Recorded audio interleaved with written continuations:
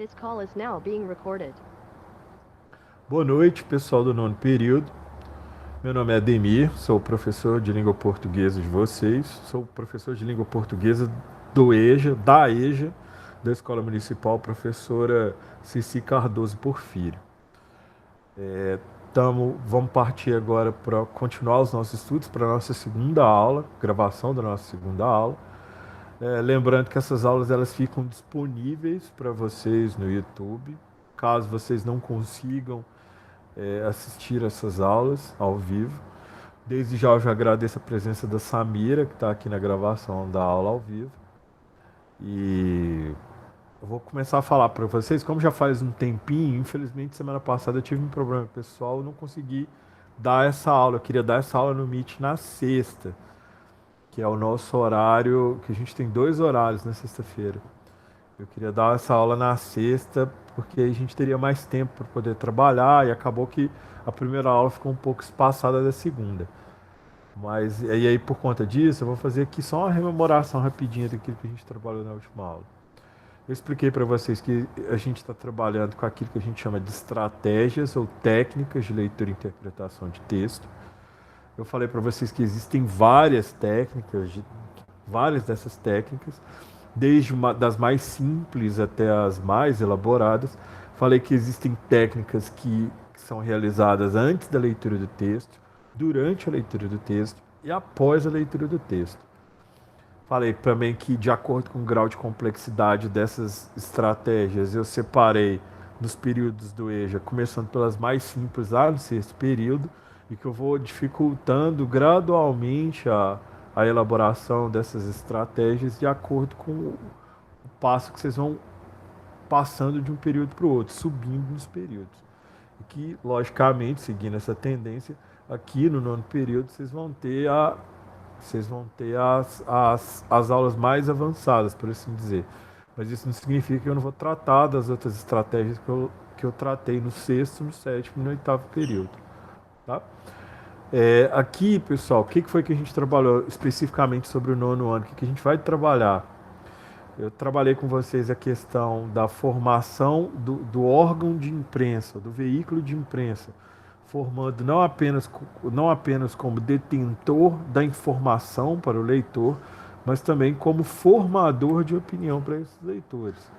Depois da invenção da imprensa, da prensa de Gutenberg, da imprensa propriamente dita, da produção de jornal ou de revista em larga escala, as pessoas elas deixaram simplesmente de se utilizar desses instrumentos para ter informação, e elas passaram a usar esses instrumentos também para que que elas pudessem formar as suas opiniões.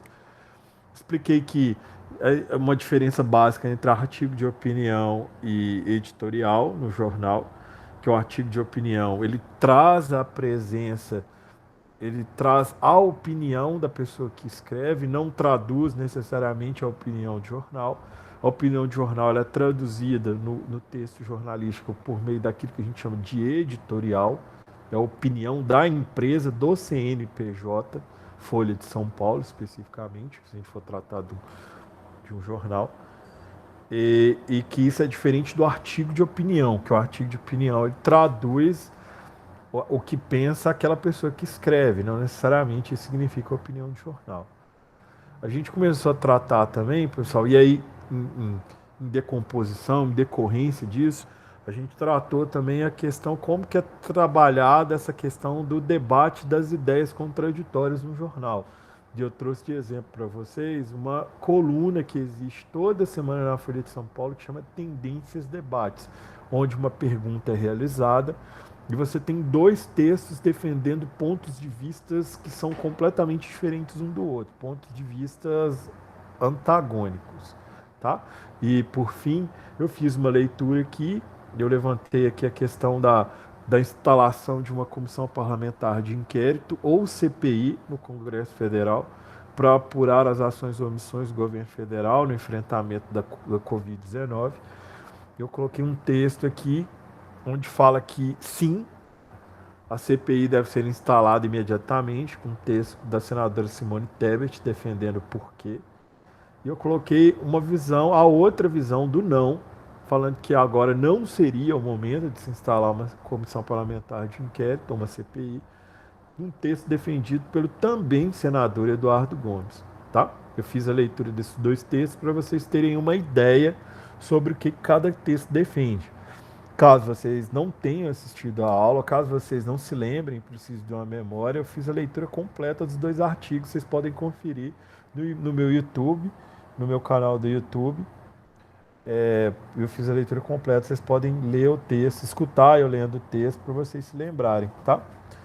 Então, pessoal, a partir desse momento que a gente já trabalhou nesse primeiro momento essa questão da formação de opinião por meio do texto jornalístico ou do texto de revista, hoje a gente vai começar a tratar, a gente não vai conseguir terminar porque o assunto é extenso, sobre a questão da realização de resumos, a técnica de se fazer resumos para que a gente possa memorizar aquilo que foi discutido, ou mesmo como a gente ter uma estratégia de ser munido de mais informação para que a gente possa fazer uma interpretação mais completa de um texto. Eu coloquei aqui, pessoal, como que a gente faz isso? Aqui, ó, vou pedir licença para vocês para ler. Uma das várias e mais eficazes estratégias de interpretação de textos é a realização de resumos, concebidos aqui como uma somatória de ideias-chave, também chamadas de tag ou pontos principais, que são contidos em cada parágrafo do texto. E como faremos isso? Aí a gente vai fazer isso na prática, pessoal. Aqui, ó, tentemos com alguns parágrafos do texto acima, a começar por aquilo que é favorável à realização da CPI. Eu peguei 2 parágrafos e pedi para que vocês, isso aqui já vai ser um exercício, mas a gente vai fazer junto. Eu pedi para que vocês fizessem resumo de 2 parágrafos do texto que é favorável à instalação da CPI e 2 parágrafos do texto que é contrário à instalação da CPI.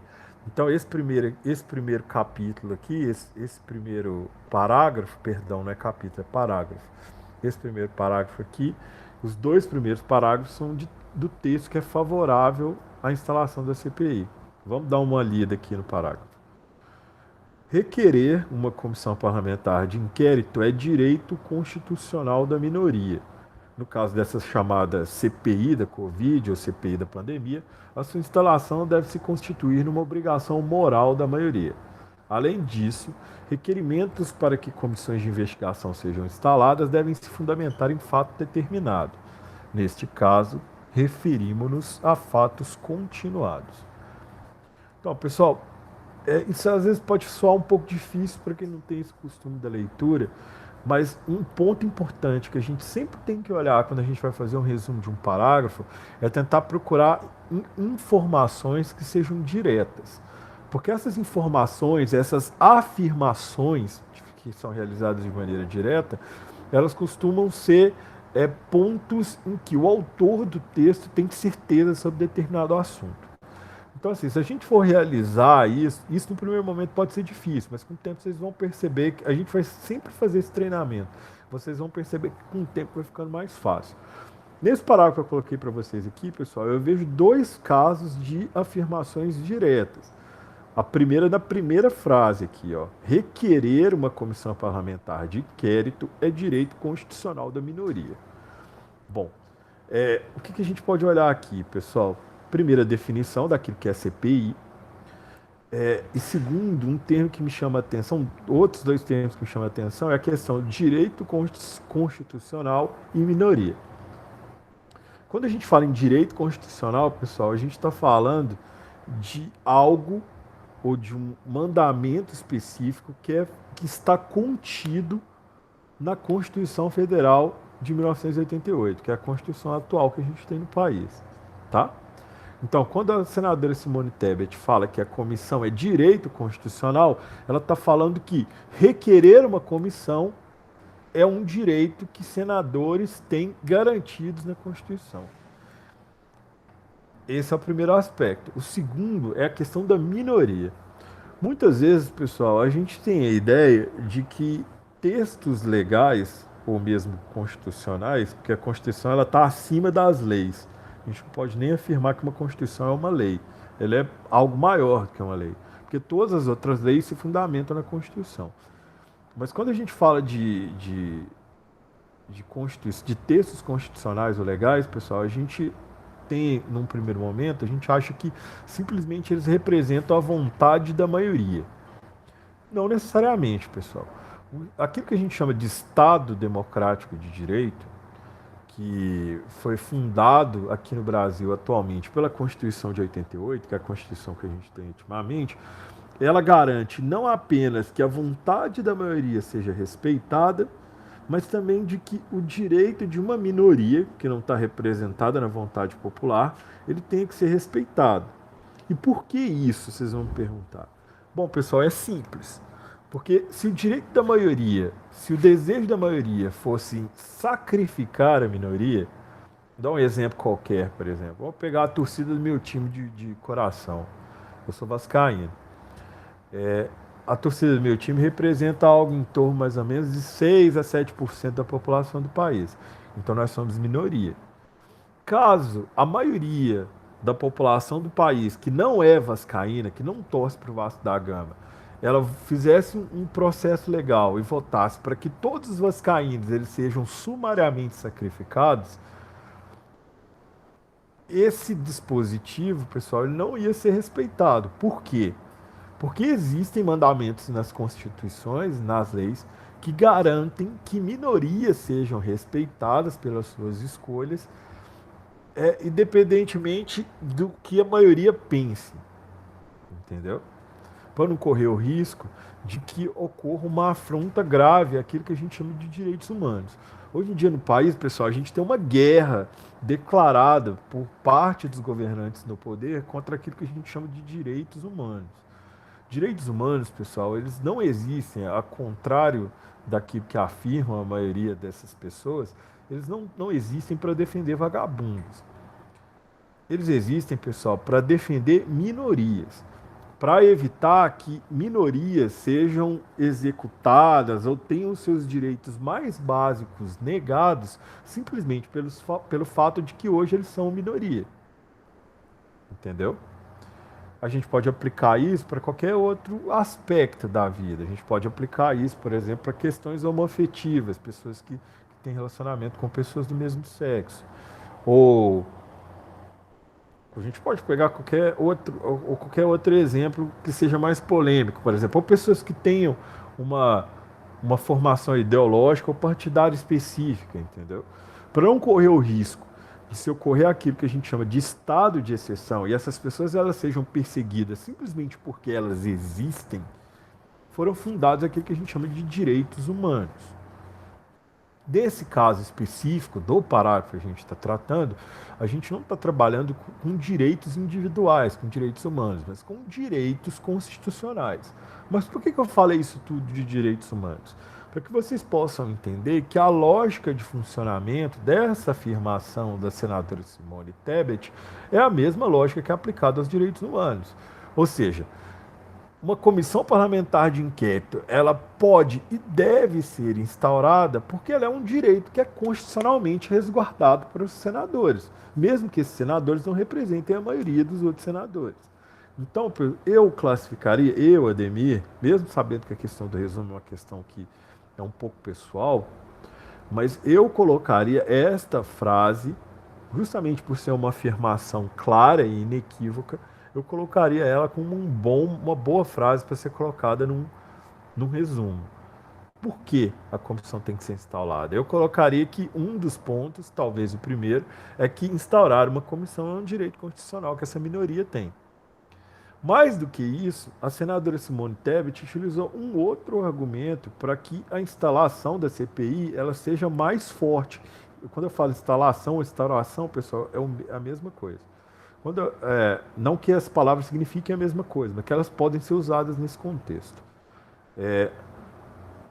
Outra coisa, como se não bastasse esse argumento que eu coloquei para vocês, a senadora Simone Tebet usa outro argumento, que a instalação dessa CPI, ela, mesmo que, além de ser um direito constitucional da minoria dos senadores, ela é uma obrigação moral da maioria dos senadores.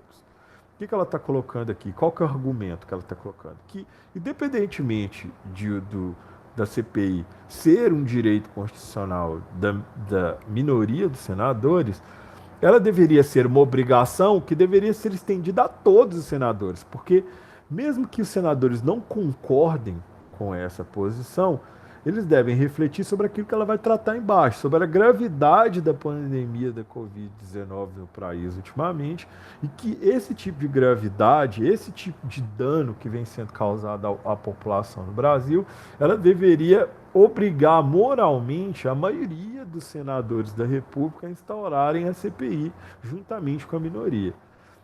Pela leitura, a gente consegue ver que a senadora Simone Tebet, ela sabe que ela se encontra entre a minoria dos parlamentares, dos senadores. Ou seja, a maioria dos senadores do Brasil hoje, que representam seus estados, a grande maioria deles, pelo que o texto dá a entender, é contrária à instalação da CPI ultimamente. Então aqui, resumindo, para a gente poder fechar nossa aula que deu horário, e na próxima aula a gente vai continuar a tratar os outros parágrafos. Dois argumentos. O primeiro, que eu acho bem claro, requerer uma comissão parlamentar é direito constitucional da minoria. Ponto.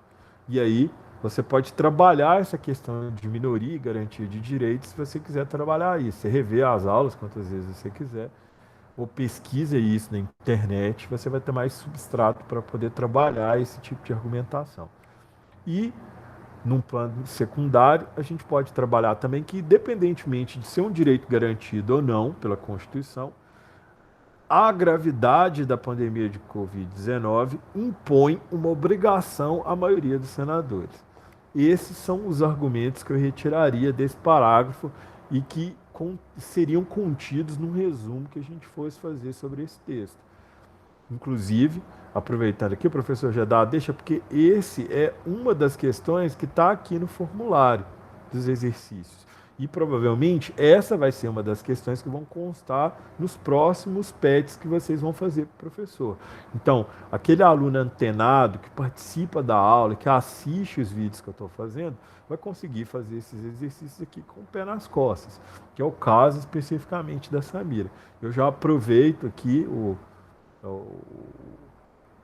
o introito que eu fiz aqui, o gancho que eu fiz. Eu agradeço a Samira pela participação na aula de hoje.